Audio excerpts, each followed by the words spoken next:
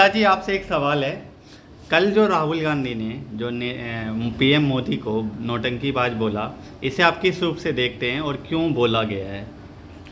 दरअसल क्या है, कहावत है, युद्ध खड़ा हो सामने और भी बस हो भी, पल पर योद्धा सोचता होता है और भी। उन्होंने सत्य ही कहा है, यही सच्चाई है वर्तमान समय की। माननीय प्रधानमंत्री डकैती करते हैं, जुमलेबाजी करते हैं, झूठ बोलते हैं, धोखाधड़ी करते हैं, देशवासियों से ठगी करते हैं और झांसेबाजी करते हैं। बताइए उन्होंने कौन सा गुनाह कर दिया कि कोरोना काल चल रहा है। उन्होंने यही न कहा कि माननीय प्रधानमंत्री महोदय, मैं आपसे कब से चिल्ला रहा हूं, आप लोग मजाक उड़ाते हो और देश की कितनी कैजुअल्टी हो गई है। चाहे उत्तर प्रदेश में गंगा में तैरती हुई हिंदुओं की लाशें दिखाई दी हों या हिंदुओं की लाशें दफन की गई हों या जो भी इस देश का मरा है, नुकसान इस देश का हुआ है। अगर आप सही आंकड़े बताएंगे नहीं, वैक्सीनेशन करेंगे नहीं, तो समस्या का समाधान कैसे होगा? हमने कांग्रेस शासित प्रदेश जितने भी हैं, चाहे वो छत्तीसगढ़ है, राजस्थान है, पंजाब है या आपका ये झारखंड है, महाराष्ट्र है, यहाँ कह दिया कि कौन किस बीमारी से मरा, इसकी सही जानकारी हो ताकि हम कोरोना महामारी को समाप्त कर सकें, इसकी बैक्टीरिया को समाप्त कर सकें। लेकिन अभी जो है कोरोना के केस कम भी तो होते जा रहे हैं ना। आप उसको नहीं समझ रहे हैं। इस देश में उन्होंने कहा कि लॉकडाउन एकदम इसके लिए बहुत बड़ा कारगर उपाय है, लेकिन इसके नुकसान भी हैं। मानिए लॉकडाउन पूरे देश में आपने लगा दिया तो पूरे देश के कल कारखाने, दुकानें, मार्केटें बंद हो जाती हैं। तो उसके बारे में आपको सोचना होगा। आप इसकी रफ्तार को वैक्सीनेशन से रोक सकते हैं, इलाज से रोक सकते हैं और तमाम तरह के उपायों से रोक सकते हैं, लेकिन वैक्सीनेशन बहुत जरूरी है।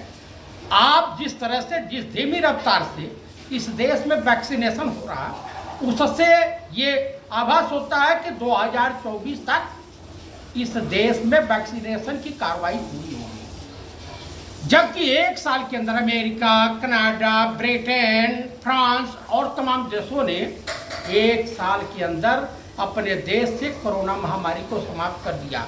ठीक है, हमारे देश की आबादी 1 करोड़ मतलब 150 करोड़ के करीब है, लेकिन सवाल यह है कि आप वैक्सीनेशन को आप बढ़ाइए हर जगह, तभी नहीं समस्या का समाधान होगा। इस देश की अर्थव्यवस्था लगभग ये देश आर्थिक रूप से दिवालिया हो चुका है। ये इस देश में लफाजबाजी चल रही है। क्या जरूरत थी 5 स्टेट का चुनाव कराने की? भीड़ में आप भीड़ को फेद कर रहे हो। बिना मास्क के लोग हैं तो एक दूसरे में कीटाणु फैलेंगे कि नहीं? आखिर लॉकडाउन इसीलिए लगाया जाता है ना। उसके बाद उत्तर प्रदेश की स्थिति से आप सभी लोग वाकिफ हैं। देश में जो तमाम मजदूर तबके के लोग हैं, श्रमिक हैं, छात्र हैं, सबका जीवन नष्ट हो रहा है, सबके पास पैसे नहीं हैं। और इसको उन्होंने यही कहा कि माननीय प्रधानमंत्री डरे बिल्कुल नहीं, सच्चाई बतावें और विपक्ष का सहयोग लेकर के, सबके सहयोग के साथ इस बीमारी से और इस देश को मुक्ति दिलावें। तो कौन सा उन्होंने गलत कह दिया? मैं अपने सभी देशवासियों से अनुरोध करता हूं कि क्या कारण है कि आज भी लगभग 52-54 साल हो गए पंडित नेहरू को स्वर्ग सिधारे, लेकिन उनके थ्योरी से घबराती है, उनका विरोध करने से घबराती है ये संघी मानसिकता वाले भाजपाई नेता हो या आरएसएस वाले हो। क्यों? कि जब बंटवारा हुआ था तो पंडित नेहरू और उस वक्त के नेताओं ने धर्मनिरपेक्ष देश और राष्ट्र के निर्माण की कल्पना की थी, जिससे हमारा देश एक बहुत रफ्तार में विकास किया। और पाकिस्तान इस्लामिक राष्ट्र है, पाकिस्तान की दशा देख लें। जो भी इस्लामिक या धर्म के आधार पर, देखिए भाजपा और आरएसएस वालों की थ्योरी है हिंदू राष्ट्र, और हिंदू राष्ट्र से इस देश की समस्या का समाधान नहीं हो रहा। हिंदू राष्ट्र के चक्कर में, राम मंदिर के चक्कर में, भारत पाकिस्तान के चक्कर में, मंदिर मस्जिद के चक्कर में और शमशान घाट और कब्रिस्तान के चक्कर में इस देश की ये गति हुई है विगत 7 सालों में। आप बताइए, लाखों लाख लोग मर गए 1 महीने 1.5 महीने के अंदर, लाखों लाख। जो अमेरिका का अखबार लिखा है वो गलत नहीं लिखा है। अगर अपने देश के ईमानदार पत्रकारों से सर्वे करवा लिया जाए तो मोदी जी को सच्चाई सामने आ जाएगी। मोदी जी क्या हकीकत है जो राहुल गांधी बोल रहे हैं वही सत्य है या गलत है? राहुल गांधी सत्य के साथ है। राहुल गांधी जो बोल रहे हैं यही देश की सच्चाई है, यही हकीकत है। आज नहीं तो कल या 10 दिन बाद देशवासियों को राहुल गांधी समझ में आने लगेंगे। राहुल गांधी पढ़े लिखे हैं। ये बताइए, जो भी गलती होती है कोरोना महामारी के लिए राहुल गांधी जिम्मेदार है, प्रियंका गांधी जिम्मेदार है, जयप्रकाश चतुर्वेदी जिम्मेदार है, आरपीएन सिंह जिम्मेदार हैं, सोनिया गांधी जिम्मेदार हैं, या बताइए तारिक अनवर जिम्मेदार हैं, सलमान खुर्शीद जिम्मेदार हैं, विनय कुमार पांडे जिम्मेदार हैं, श्याम सुंदर सिंह धीरज जिम्मेदार हैं, पूरी कांग्रेस पार्टी जिम्मेदार है, पंडित नेहरू जिम्मेदार हैं।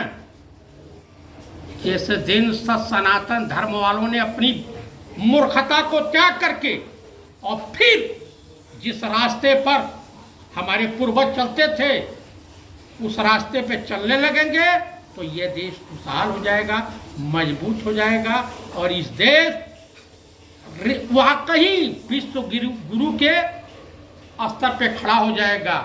ये देश धर्मनिरपेक्ष था, धर्मनिरपेक्ष है और धर्मनिरपेक्ष ही रहेगा, चाहे आरएसएस या बीजेपी कुछ भी खोल ले। यहाँ कहावत है कि सनातन धर्म त्याग और तपस्या के लिए मशहूर है, करुणा के लिए मशहूर है, अपने दयालु स्वभाव के लिए मशहूर है, वसुधैव कुटुंबों के लिए मशहूर है।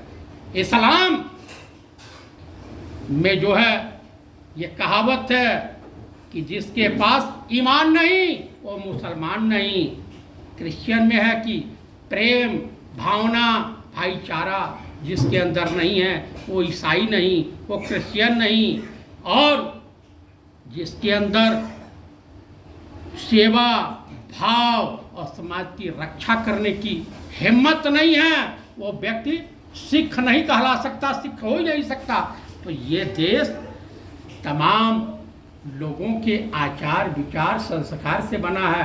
अरे पंडित नेहरू बिरले पैदा होते हैं इस देश में। इसी के साथ मैं देशवासियों से अनुरोध करता हूँ, कृपया आप लोग अपने पूर्वजों के बताए रास्ते पर चलें, अपने पड़ोसी की मदद करें, अपना ख्याल रखें, अपने परिवार का ख्याल रखें, सोशल डिस्टेंसिंग का पालन करें, मास्क वगैरह लगाएं, आत्मनिर्भर बने। आत्मनिर्भर भारत तो पहले से ही है, इंदिरा जी ने कर ही दिया था। लेकिन उसके बाद आपसी भाईचारा, गंगा जमुनी तहजीब को बरकरार रखें और तथा ये ध्यान रखें, ये भगवाधारी नकली साधु चाहे राम रहीम हो, आशा रमवा हो, चिमयानंदवा हो, योगी आदित्यनाथ हो या रामदेववा हो, इस टाइप के जितने लोग मिलते हैं या आरएसएस वाले या बीजेपी वालों का बहिष्कार करो, तभी इस देश का कल्याण होगा। और आओ चलो हम लोग फिर देश को मजबूत करें, कांग्रेस के साथ चलें। आप लोग इस चैनल को अधिक से अधिक मात्रा में सब्सक्राइब करें, शेयर करें और अपनी प्रतिक्रिया दें और लाइक करें। इसी के साथ नमस्कार। और ये देश हमेशा खुशहाल था, खुशहाल रहे और हमेशा प्रगति के रास्ते बढ़ता रहे, यही मैं ईश्वर से प्रार्थना करता हूँ। जय हिंद, जय भारत, जय कांग्रेस।